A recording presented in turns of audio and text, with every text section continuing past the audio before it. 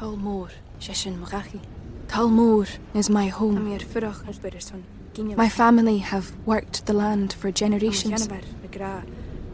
My gran says the island does not belong to us, but we belong to the island. And we must be ready, for a great evil is coming, and death follows with it.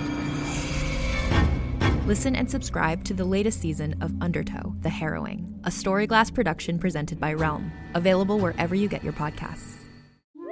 The thing that I fought tooth and nail to bring my son into is Dungeons and Dragons. That is the ultimate solution to parenthood. I'm Alexis Ohanian. In my podcast, Business Dad, I'm hoping to open up the conversation about balancing careers and family. I talked to Rainn Wilson. I wanted to learn more about Rainn's advice to play D&D with your kids. Business Dad is available now, so be sure to listen and subscribe wherever you get your podcasts.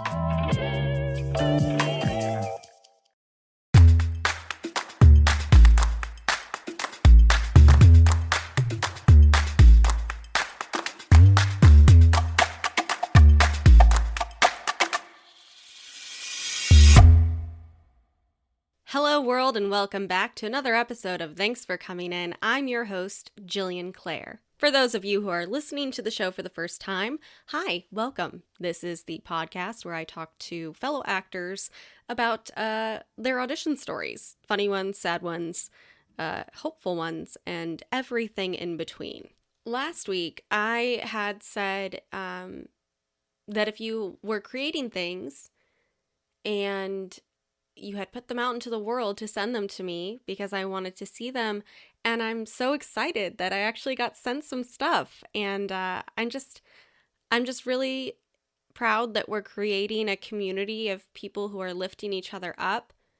I think that's so important, especially in an industry where you hear the word no so much. It can get daunting and it can get frustrating as hell. So I'm really excited that that we're building this community together. So thank you to everyone who sent me stuff, and please continue to do so. I want to see what you're making, and I wish you luck in everything that you set out to make. Speaking of fantastic creators, today on the show we have Jeremy Valdez. You know him best from The Bold and the Beautiful, Badass 2 Badasses, La Mission, 1,000 TV shows and films. He's been in so much, and he is also a producer, which is super exciting. I love talking to fellow actors who have gone into producing and started to make their own content and drive their career their own way. It is fantastic, and Jeremy is a joy. I was so happy to talk to him. So here's my conversation with Jeremy Valdez. Welcome to the show, Jeremy! Hey, what's going on? Just hanging out. How are you doing? Make sure you tuck it back in. I'm doing good. Oh my goodness. We were talking before we started recording that you're also in Los Angeles, and how funny it is that every time you try to speak during an audition or an interview, it's just gardeners going off. Constant leaf blowers in the front yard of my house. Constant, anytime. Yes, in this whole like self-tape era now, because I've been doing this for a long time, and I mean, we never had to self-tape before. And the whole self-tape era now, it's like every time I go to do a self-tape, either a helicopter decides it's going to hover over my house, or the fire department decides that there's something worth pursuing on my street, or the gardeners are like, yeah, let's mow every lawn in a 3-block radius.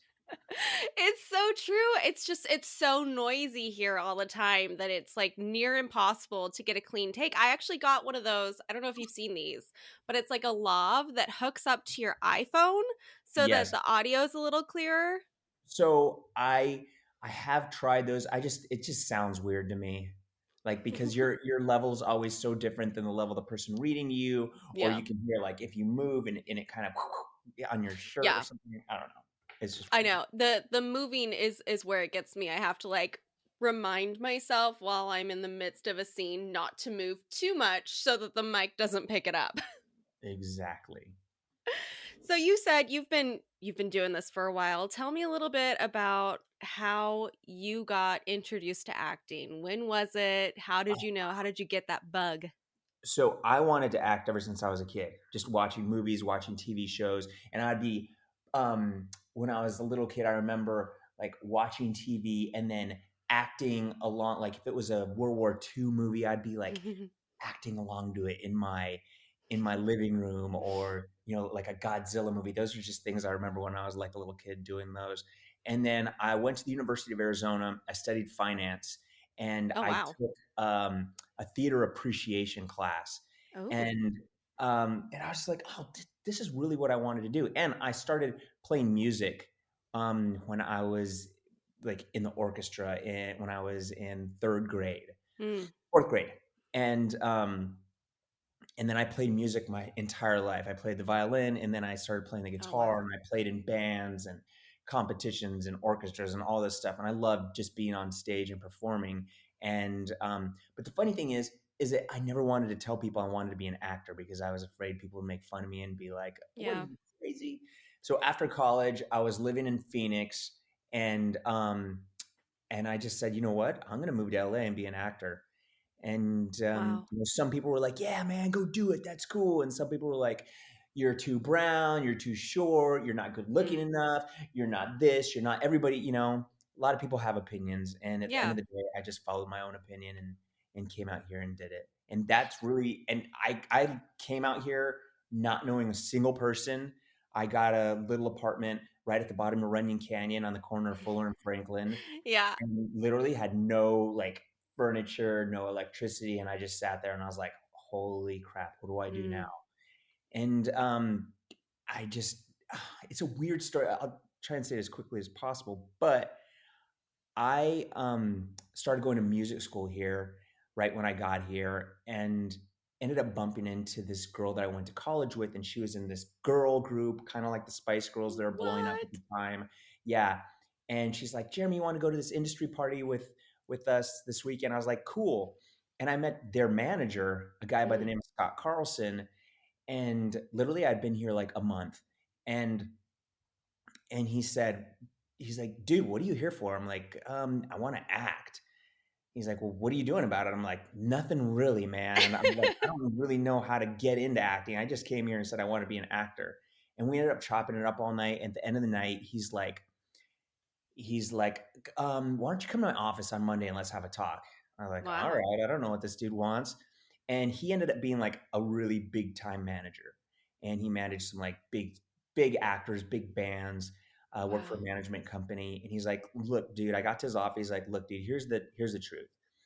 You are like at the very start of this. You have no credits. You don't, you've never acted before, but I like you and I like your look. I think you're going to work. You have no career to manage, so I can't manage you. What I'm Mm. going to do is I'm going to get you an agent. I'm going to get you in acting classes, and I'm going to get you headshots." And I'm like, "What? What? Why?" And he's like, "Because I like you. Because you seem like a good guy, and I think you'll work in this business." And he Mm. did. He called up like a couple different agencies and got me meetings with them. And he got me a commercial agent. He got me a theatrical agent. And he put me in an acting class. And he called up a photographer who shot my first headshots. And he's like, "All right, dude, go have fun." And that Wow. was it. And I kind of just started working right away. It That was was like really, your fairy godmother. yeah, right. And like I said, his name's Scott Carlson. And people ask me all the time, like, "Dude, how do I get an agent? How do I get started in the business?" And I'm like, "I don't know." Like, I have Yeah. this weird story of how it happened. Somebody was just looking out for me. And that's how I got started doing this.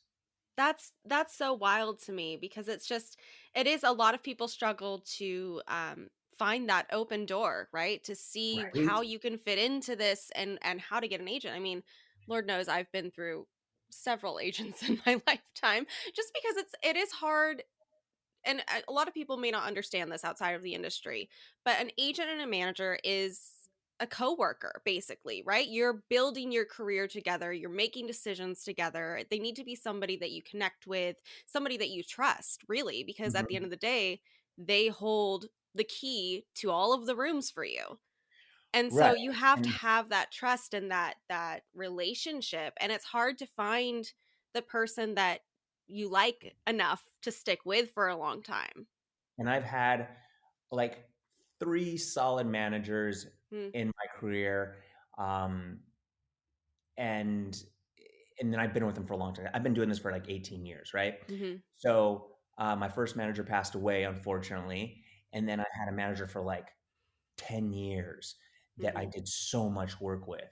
mm, And then I just hit this low point in my career. I'm like, just stuff's not popping. I'd done some really great work and starred in a couple of big movies that opened at Sundance. Just had some really great wow. opportunities, and it just wasn't going to the next level. So I ended up leaving him and going to my current manager, who is just a freaking rock star. Wow. And his name's Ryan Olson. He's at Zero Gravity, which is an incredible company. Yeah. And but I've been through a bunch of other agents too.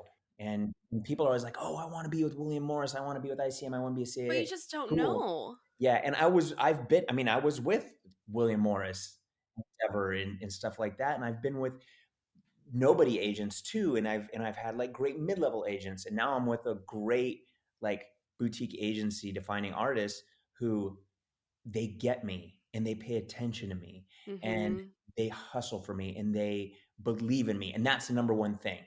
Like Mm-hmm. you can be at William Morris or CAA and they can just be like, whatever, and not really working for you. Right. Or you could be at, a great boutique mid-level agency. And I don't think mid-level is even a fair thing to say. Just, they're not CAA or Right. William They're Morris not the or yeah. well-known name.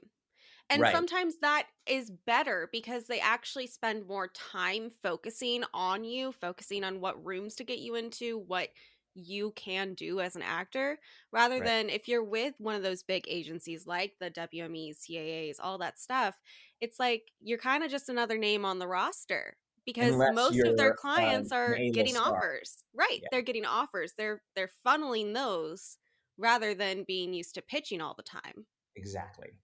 And that's huge, especially for actors like us, where it's like, yes, you've had this long career of working constantly, but we're not household names yet, so Hmm. there's not that offer all the time.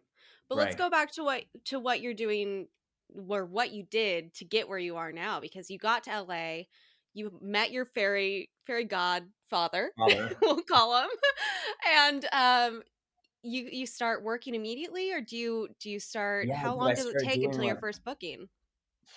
like a couple weeks. I booked like my Wow. first Coke commercial, and then I did a McDonald's commercial, and then I was like, and this is when you get like huge residuals. Like my first residual for Oh my yeah. Coke commercial, which is the first commercial I did, was like $11,000, and I was like, Oh, I called up my agent. I was sweet. like, I just got this check for $11,000. He's like, oh yeah, there's gonna be a whole bunch more of them. I was like, are you kidding me? Yeah. I'm like, you serious? Commercials used to be so good. And I did a ton of commercials, and then I started doing. I mean, I was in my 20s and early 20s, and I was playing like 15, 16 Mm-hmm. old. So I was on my first gig that I booked was a guest star on a Nickelodeon show called The Brothers Garcia. I And remember that. yeah, and I was like, "Whoa, I didn't even know what I was doing." I remember like the first day on set, they're telling me all this stuff, and I'm just like, "I've just been in acting class. I don't know what's going on." My heart's like pounding so hard. And they're like, "All right, we're gonna block out this scene." I'm like, We're gonna do and they're like, "All what right, now? Jeremy, come over here." And I was like, "Okay." And I just faked it. And literally they're like, "All right, we're gonna go in and shoot." And I'm like, my heart's pounding. I'm like, what? I'm like, and all the cameras are there, and they're like ready, and in my mind I'm like, here we go. I don't know what I'm doing. They're like, action. I just started the scene, and they're Yeah, like, cut, great, let's do it again. And I was like, that's it. I just did it. I just did it, and I did it again, and then I was like, boom, I got this. Mm. And so yeah, and then I just started working. I was on a show called That's So Raven. I was on a show called Drake and Josh for a A show while. called That's So Raven, like we Yeah, didn't all grow up with the well, iconic see, That's So Raven. I was like older than them, but Right. I was still playing that same age. I love it. And it's funny. I still get people reaching out to me from those shows like, hey, you're Ricky Rodriguez from That's So Rave. I'm like, yeah, that's a long time. Yeah, cool. They're like, well, I still watch it because it's on like all the streaming sites now. Well, and all of those shows, like the old Nickelodeon and Disney shows, were so iconic. I was on Victorious for like their special that they did, and I was very evil and mean on it. So the amount of hate messages I still get saying, I hated you so much on this. It's so funny to me because those shows are like, I feel like they don't create shows on those networks like they used to. Like those shows seem so iconic, and the ones that are on now, maybe it's just because, there hasn't been any time that's passed. But I feel like the ones that are now just aren't, they're I just have not no as idea. that as cool as they used to be or something. I don't know. But personally, I mean, I grew up with That's So Raven. I loved that show. I thought that was so cool. Yeah, people loved it. And It now, was just so does she have a fun. show now? Doesn't Raven have a show now? Well, they did. I think they do Raven's Home. I think Yeah. they brought back. They did like a spinoff of it. Yeah. But so okay, you're doing all of these guest stars and all that kind of stuff. When's like the first moment that you book something that's like to you is the biggest thing you've done? What was that moment for you? Oh, I don't know. I don't know if there's like a biggest thing I've done really. I've just I've gotten to book some really cool things and be in some really great films. Being a Latin actor, I have been in a couple really seminal like Chicano films. Like I was in Walkout that Edward James Olmos directed, and I got to, with some really, really good up and coming Latin talent at that time. I started opposite Michael Pena and Wow. Jesse Garcia and Walter Perez and JJ Sort. No, was JJ? No, JJ wasn't it. But some really great up and coming guys at that time who are now blowing up or have blown up. And then I did a movie called La Mission with Benjamin Bratt that we premiered at Sundance, and Wow. and it got me into some incredible rooms and opened some crazy doors for me. And those two films are kind of in the Chicano cinema canon now. And Wow. people hit me up about that stuff all the time. They show Walkout. They still show Walkout in high schools all around the country. And I feel like every project I book is a new adventure and something cool to be looking forward to, or I learn things from everything I do, and I get to meet excellent people and work with really interesting people. Now I've been on a daytime show now for like a little over 3 years, and doing The Bold and the Beautiful, and then doing projects when I'm not doing that, and loving that experience. I have a really cool family there, and it's some of the hardest work I've ever done because of the workload, and but everybody supports each other, and I learned so much about being professional, showing up prepared, hitting your marks, and getting your job done. Yeah. I always call soap opera acting boot camp, because that's what it really is. It's boot camp for actors. Like you're doing so much every day. Show up, get it done. Show up the next day with 5 more scripts. Yeah, and if you can't hack it, then they're like, "All right, deuces, get out of here. See ya. Thanks for coming." As a podcast network, our first priority has always been audio and the stories we're able to share with you. But we also sell merch, and organizing that was made both possible and easy with Shopify. Shopify is the global commerce platform that helps you sell and grow at every stage of your business, from the launch your online shop stage all the way to the did we just hit 1 million orders stage. Whether you're selling scented soap or offering outdoor outfits, Shopify helps you sell everywhere. They have an all-in-one e-commerce platform and in-person POS system, so wherever and whatever you're selling, Shopify's got you covered. With the internet's best converting checkout, 36% better on average compared to other leading commerce platforms, Shopify helps you turn browsers into buyers. Shopify has allowed us to share something tangible with the podcast community we've built here, selling our beanies, sweatshirts, and mugs to fans of our shows without taking up too much time from all the other work we do to bring you even more great content. And it's not just us. Shopify powers 10% of all e-commerce in the US. Shopify is also the global force behind Allbirds, Rothy's, and Brooklinen, and millions of other entrepreneurs of every size across 175 countries. Because businesses that grow with Shopify. Sign up for a $1 per month trial period at shopify.com/realm, all lowercase. Go to shopify.com/REALM now to grow your business, no matter what stage you're in. Shopify.com/realm.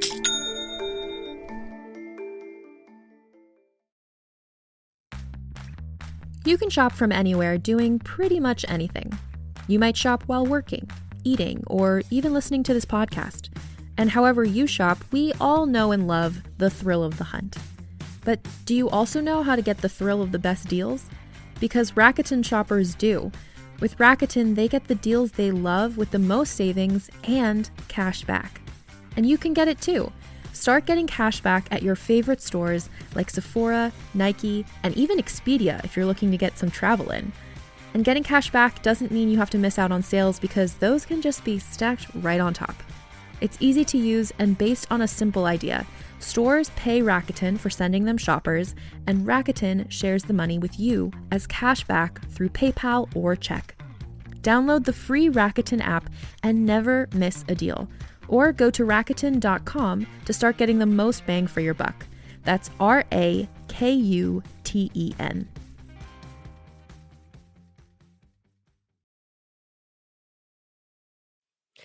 It's interesting though, the movies that you brought up that you said were in the Chicano vault now. I mean, it must feel like really cool to be a part of something so large within a culture. Oh yeah, just just historically some films that people feel are important, that I think are important, but people in the Latinx community think is important. Mm-hmm. Yeah, and I think that's what's really cool about being an artist, right? Is like being able to reach out to different communities and actually make some sort of a difference in their life or how they view something. 100%. That's so dope. I love that. But you're on Bold and the Beautiful now, and you said you've been doing some other stuff. And I was looking at your IMDb, and what is this movie, Badass 2, that you did with Danny Trejo? Can we talk about Danny Trejo? Badass too with Danny Glover and Danny Trejo. This a few years ago, and I played like his adopted son. Yes. And I had so much fun with him. And I didn't know what to expect working with Danny. I had met him before, and he was always, cordial with me and nice with me. And then, but he is kind of intimidating. Totally. Right? And then when I got on set, he was just the nicest, kindest, sweetest dude I've ever worked with. Like he's, he was engaging. He asked questions. He wanted to be collaborative. He wanted to have fun. He was just a kind guy. And my wife came to visit one day on set, and he was just like, my wife's name's Kelly, and he's like, "Oh, Kelly, let me get you a chair. What can I do for you? Hey, could somebody please get Kelly some headphones? Are you comfortable?" He'd walk over and check on her. Do you understand what's going on in the scene? Blah, blah, just like stuff like that. He didn't have to do that stuff. And he's just a really, really good guy. So hopefully I get to work with him again. That's so amazing. I love hearing stories like that from, people that are, I mean, he's an icon to me. Yeah. I think Danny Trejo is an icon for sure.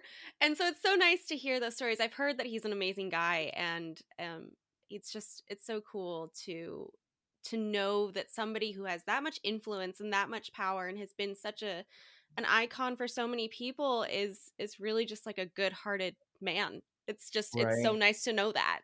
And meeting people like that, because I have worked with people too that I'm not going to say anybody's names, but people that weren't nice, people that weren't generous, people that weren't kind on set. stars, that acted that way. And, but then I've worked with guys like Danny, Eddie Olmos, guys like this that are Jesse Borrego, guys that are just such nice, caring, wonderful, kind, giving actors, right? And I just blanked on his name. I worked on the show. I worked on NCIS. What's his name? Mark Harmon. Oh my gosh, Mark Harmon. Oh my God. Just the nicest dude on the planet. The guy, he's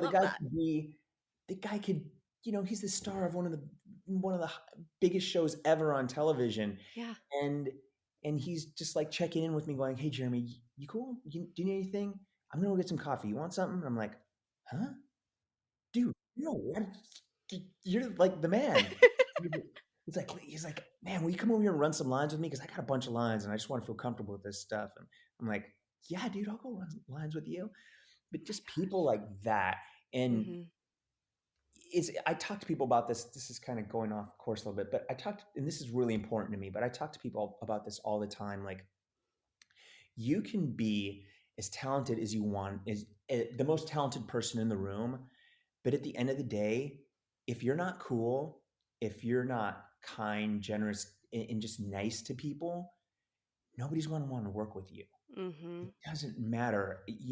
People want to work with people because making a television show or making a movie is a day in, day out process. And you're making a movie, you're not only there for however long it takes to make the movie, 1, 2, 3 months, whatever it is, but then you're there with those same people promoting the film, rolling it out, etc.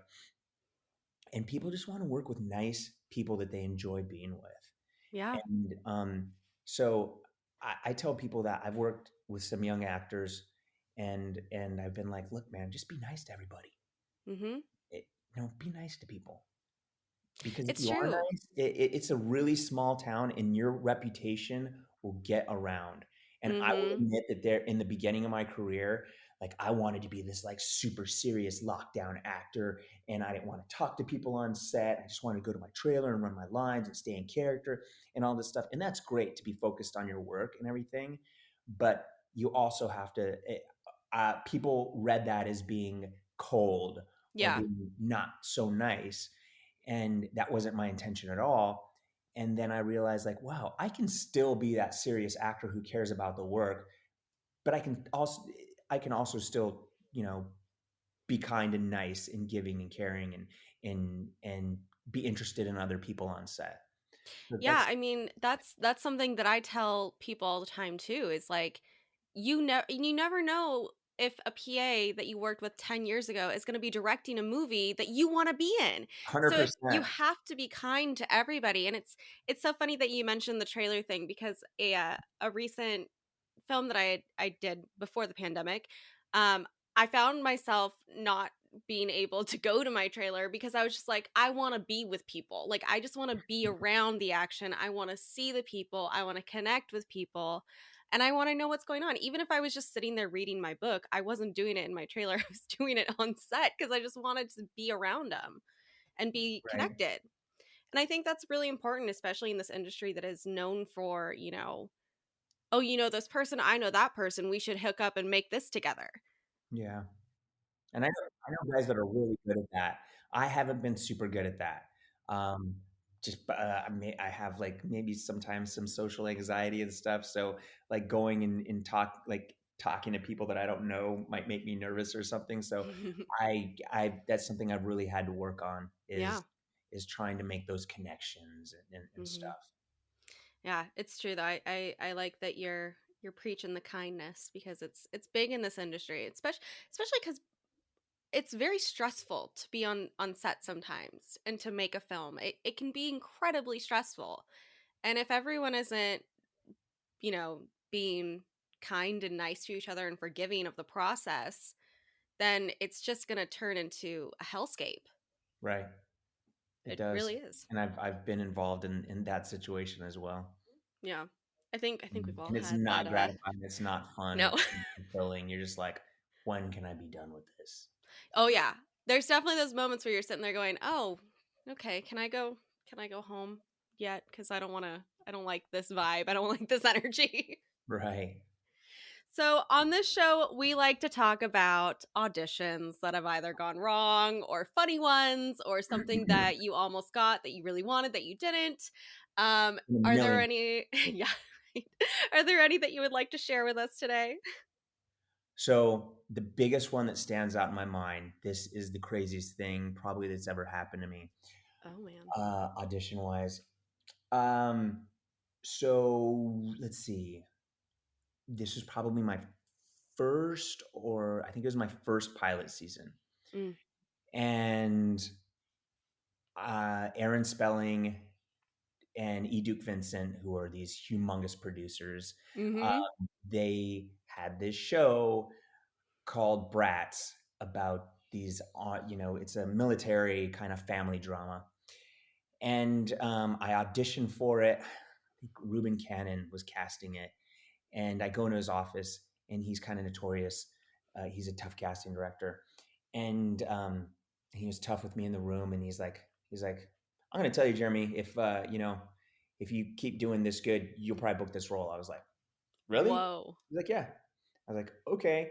So I did the audition process. I read like 3 times, and like, okay, you're going to test for it. And I went to the work session where they taped this work session that I did at Warner Brothers. And this was Warner Brothers at the time. And they're like, okay, you're going to test tomorrow. And I get to the lot, and I walk, and it's me. I don't know if you know Douglas Spain. It's me and Douglas Spain are the 2 guys testing for it. He's done a million things. He's also a good buddy of mine. And I already knew who he was because he was in this movie called Star Maps that I was like, oh, dude, that's a big movie. And I'm sitting there, and I'm nervous. And I'd already done a bunch of auditions and the work session. And I walk in the room. I'd never tested it before, so I didn't know what this meant. I thought I was just going to walk in a room, and there's going to be 2 people in there. And it's literally a room filled with people. And I'm just like, holy crap.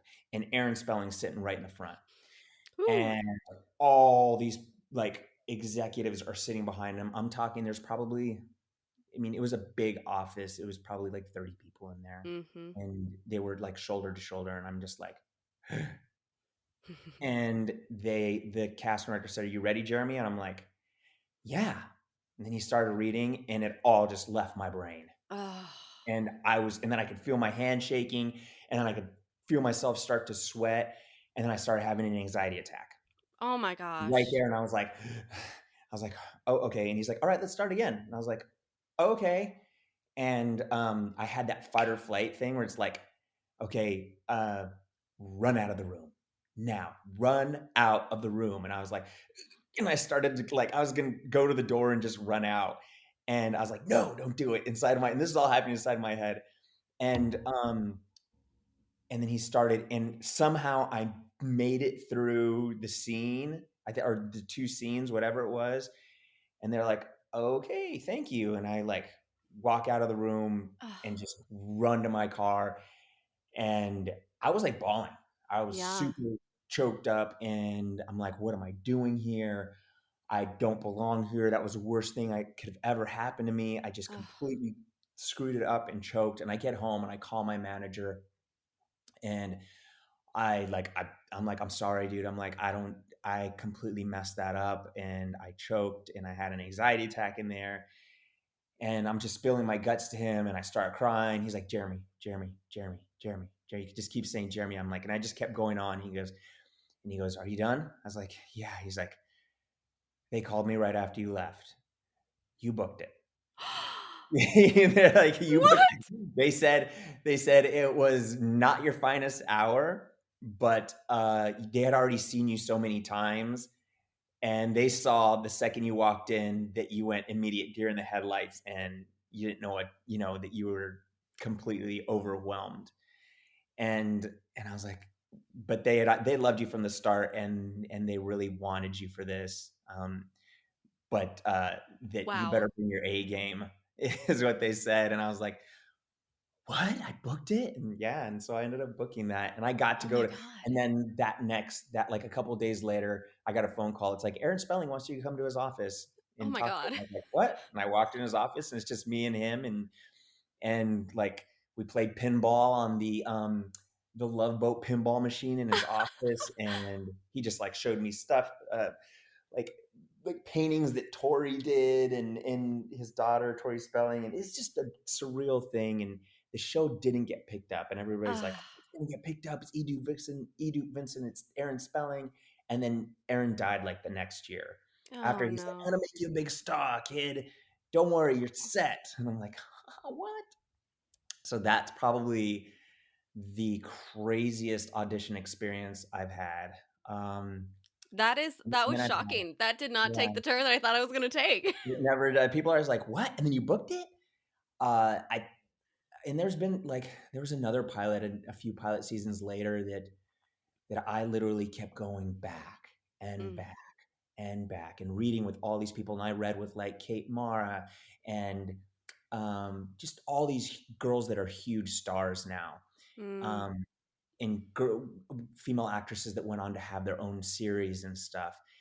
And I was the only guy there reading. And then I just went back and back, and I tested 3 different times. Oh my Lord. It was probably like 10 auditions and tests all together. It was crazy. They kept calling me back and back. And then I got the heartbreaking call that, yeah, you're not going to get it. They're, Ugh. they, they think you look too young for the role. And I'm like, what? All that? And I felt crushed and defeated. And then, like 30 minutes later, my agent called, and she's like, you didn't get the pilot. You're not, and it went to series. It was automatically going to series, and Mm. you're not going to get it. But Warner Brothers wants to offer you a holding deal for the year, and they want to pay you a big old chunk of money, and they're gonna get you projects. And I was like, really? What? Yeah. So it was really cool, and I ended up doing a bunch of really cool stuff. Um, That's and amazing. yeah, John Levy was a casting director, and he ended up Oh, putting I me on love him. ER for a while, Mm. and because that was at the end of ER, so I got to do ER, and I got to do like Constantine, Warner Brothers movie with Keanu Reeves, and it Yeah. just you just never know like what's gonna happen, and it Yeah. was heartbreaking, and but it's always just different. Like I am not a put myself on tape guy. Mm. It's I it's been harder for me since that's come to be the standard now, because I love being in the room. I love interacting with these people when I get in there. Mm-hmm. I love for them to feel my energy. I love for them to direct me. I like to, you know, Yeah. um, try different things and be free. And people are like, "Whoa, I love self tapes because I don't have to get nervous." I'm like, if you're, I mean, I guess like butterflies before you go in there is okay, but I just it for me that's my time to act, is Yeah. going It's into the those time to rooms actually be able to do what you want to do. and take chances and be Mm-hmm. bold and be fearless in that room. And yeah, you can do that on self tapes, but I don't think there's any substitution for feeling people's energy. No, And there's not. And it's true. It's like I have a story that I like to tell because it's based on the room. If I hadn't been in the room, if it had been a self-tape, I probably wouldn't have gotten it. It was for a role that was like a big like a Phoebe Buffet and like Friends, like just kind of out there, not really grounded in reality. And I thought, well, I am, a pretty sarcastic person. If I go in there being myself, there's no way I'm going to book this role. So I went in there as the character, mm, and after, a few auditions, I ended up booking it. But it was because it was in the room. I was able to connect with the casting director, talk with them, be that person, and it was amazing. And I think that's right, like one of the things that, is the hardest part about self-taping, is like having you can't really convey your energy over a self-tape in a slate. Like you can't do it in 10 seconds. It doesn't work. right. I think the biggest thing that I'm learning, or that I have learned so far about self taping, is you really your tape has to stand out. Yeah. You really have to take chances. You really have to go for it, because if it's status quo, they're just going to click to the next tape. And right now, I think like the relationships that I've made over all these years with casting directors is paying off, because they know my work, and they know what they see on tape or what I'm capable of doing. But it's just a different beast, and I prefer to be in the room. But obviously, it looks like that's not going to be happening as in the near future, or as much in the near future. It looks like it probably will just end up being self-taping. And it's so I don't see it disappointing to actually me. going into rooms. Yeah. It's a different vibe. It's a different energy. It's also like, as I've directed a couple films, and having, that chance to meet the actor in person is huge, because you can Zoom with anybody and like you can have that like fake experience basically. But if you're with them in the room, you can really see how you can meld together, how it's going to fit together, how they act, how they are, even in those like little off moments. Yep. And I feel like that's just it's not possible over this experience of just being on computers all the time. I agree with you. I hope it goes back to normal. It's the new normal, though. I think it is the new normal, and I think that's what we're dealing with. And the good thing about that is that if you don't want to be in Los Angeles, you can move wherever you want to move, right? That's true. That's true. You could be off in Arizona recording something. Yeah, or wherever it is. I have friends, like a bunch of my friends have moved to Austin, San Antonio, Chicago, Phoenix, all over. So people over the past year have just been like, dude, if I don't have to be here, deuces, I'm out. Yeah, it's true. Well, I have so enjoyed talking to you. Where can people follow you on social media to keep up with all of your shenanigans? On Instagram, it's at Jeremy Ray Valdez. I'm on Facebook. I don't really do much on Facebook, but I have like a thing there. And then on Twitter, it's at Jeremy Ray Valdez, and pretty much Instagram is where I interact with people. Yeah, people hit me up. I hit them up back, or I like chopping it up with people on there. Yeah. Fantastic. Well, thank you so much for coming on the show. It was so wonderful to talk to you. Oh, it was so great talking to you too. I really appreciate you. Have a wonderful day, and good luck to everybody that's out there. Thanks again to Jeremy for coming on the show and spending some time with me. Super, super fantastic guy. What a cool dude with such a kind heart. I love meeting people in this industry that are so authentically themselves. And Jeremy is certainly one of those people. So thank you, Jeremy. Tune in next week. I have soap opera royalty on the show next week, and I'm pretty freaking excited about it. So tune in next Thursday. Until then, make sure you're subscribed to the podcast wherever you're listening to it right now.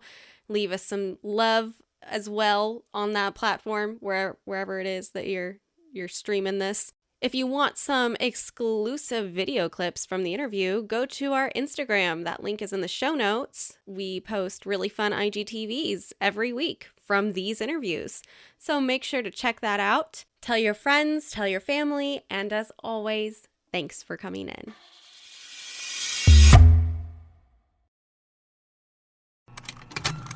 Contained herein are the heresies of Radolf Burntwine, erstwhile monk turned traveling medical investigator. Join me as I uncover the blasphemous truth of a plague-ridden world, that ours is not a loving God, and we are not its favored children. The heresies of Radolf Burntwine, coming January 2nd, wherever podcasts are available.